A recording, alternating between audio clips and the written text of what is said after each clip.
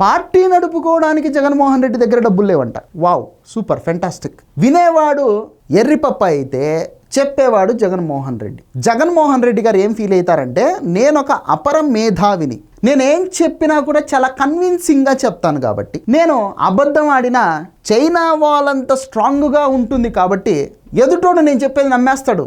నాకు media channels లేవని చెప్తే నమ్ముతారు, నా దగ్గర డబ్బులు లేవని చెప్తే నమ్ముతారు, నేను సౌమ్యుడిని చెప్పినా నమ్ముతారు, ఏం చెప్పినా నమ్మేస్తారు ఎర్రి జనం అని ఒక రకమైనటువంటి ఫీలింగ్లో ఉంటాడంట. చంద్రబాబు నాయుడికి ఛానళ్ళు ఉన్నాయి, చంద్రబాబు నాయుడు దగ్గర డబ్బులు ఉన్నాయి అని చెప్పేసి నిన్న ప్రెస్ మీట్లో ఇష్టం వచ్చినట్టు మాట్లాడుతూ ఉన్నాడు. ఏం బా, సాక్షి ఛానల్ ఎవరిది బా?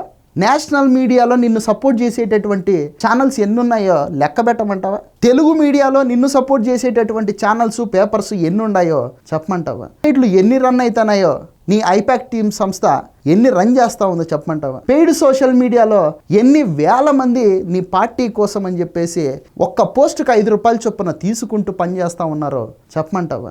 వీటన్నిటికీ డబ్బులు యాట్ నుంచి వస్తాడయ్యబ్బా? నువ్వు పేదోనివైతే దాదాపు 3,300 కోట్ల రూపాయల ఆస్తులు నీ పార్టీ పేరు మీద ఉన్నాయి. పార్టీ రన్ చేసుకోవడానికి నీ దగ్గర డబ్బులు లేవంట. పైకి మాత్రం బిచ్చగాని మాదిరి కనపడతావు, కానీ లోపల మాత్రము వేల కోట్ల రూపాయల అక్రమాస్తులు వెనకేసుకున్నటువంటి అక్రమార్కుడివి.